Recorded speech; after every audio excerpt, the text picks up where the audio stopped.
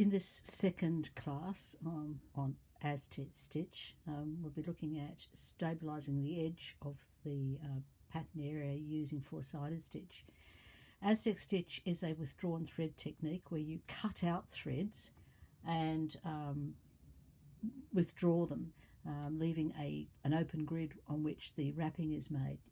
This piece here is a piece of hardanger, and many of you will be familiar with the cluster blocks, satin stitch blocks, which secure the edge and stop the fabric from fraying, and you cut against the edge of the satin stitch on the block.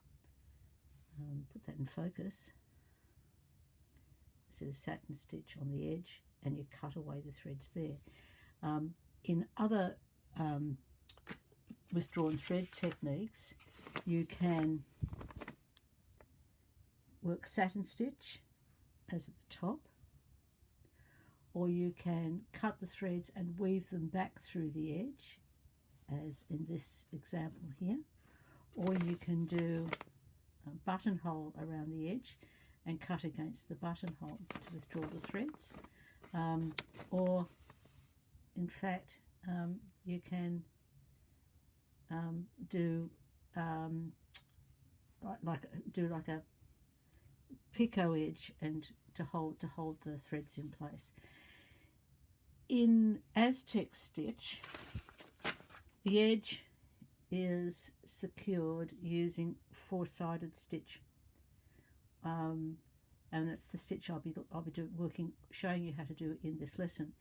To create the grid on Aztec Stitch, you cut 2 threads, leave 6, cut 2 threads, leave 6, all the way around, and the four-sided stitch holds the cut stitches in place. Those people doing the class on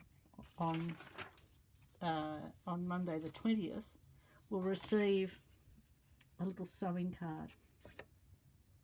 Now, if you're watching this at home, because you won't be attending the class, if you can print out on a piece of card this chart for four-sided stitch, which I'll send you in an email, to practice. It's a good idea to practice the stitch on large scale before you launch forth into doing it on your even weave fabric. We're going to start with a waist knot. Let's start with a waist knot, and we're going to work away from the design area. That thread will be cut later and brought back into woven underneath. Come up at 1, cross over 2 threads and go down in the space between the second thread and the third thread. Come diagonally across 2 threads away, so in the space between the second and the third thread, and go back to the first hole. Again, diagonally across,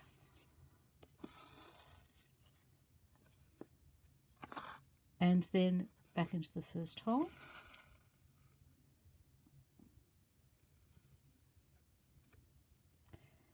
Then diagonally across and up into the third hole, diagonally across 2 threads,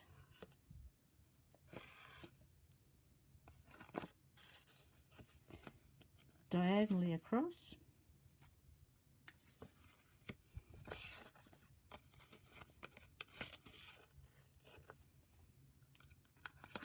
back down to the first hole, diagonally across, and starting all over again.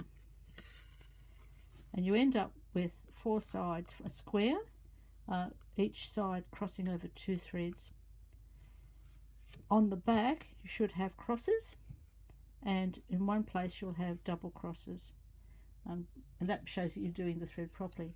Now if you want to end off a thread, you just run your needle underneath the threads and cut it off, then bring the waist thread and bring the waist thread back through through the stitches. To show you what that looks like on some canvas,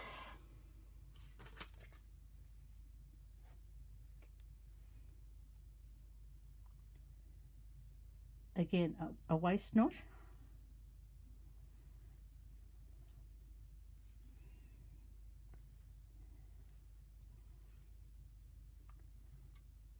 over 2 threads, over 2 threads, diagonally across 2 threads away,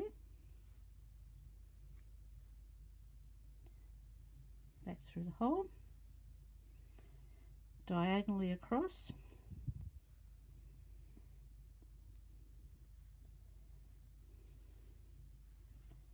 diagonally across, and starting again, diagonally across,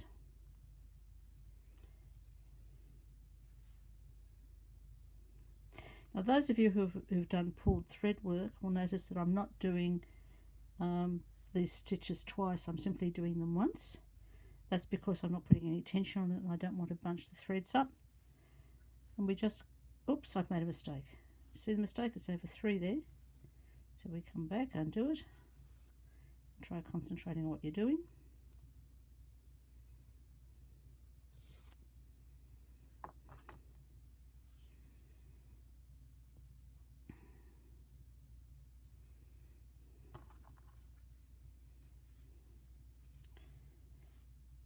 Two threads, 2 threads, 2 threads away,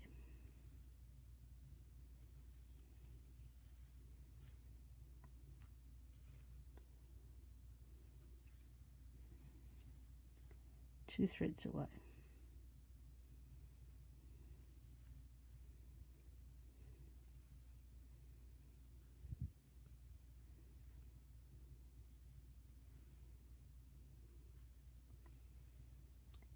two threads away,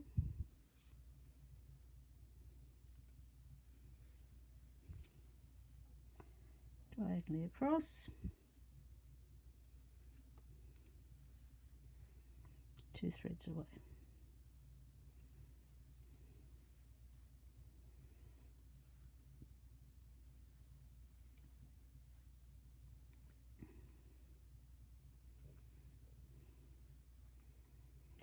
I'm going to turn the corner.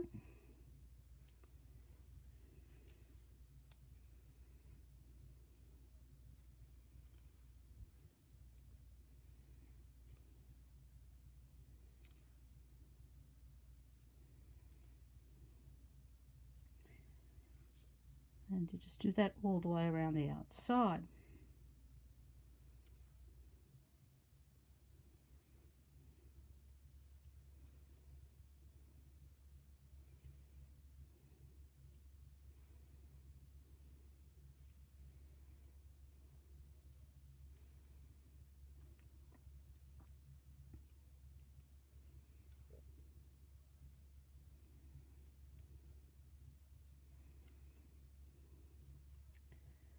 Okay, you get the idea.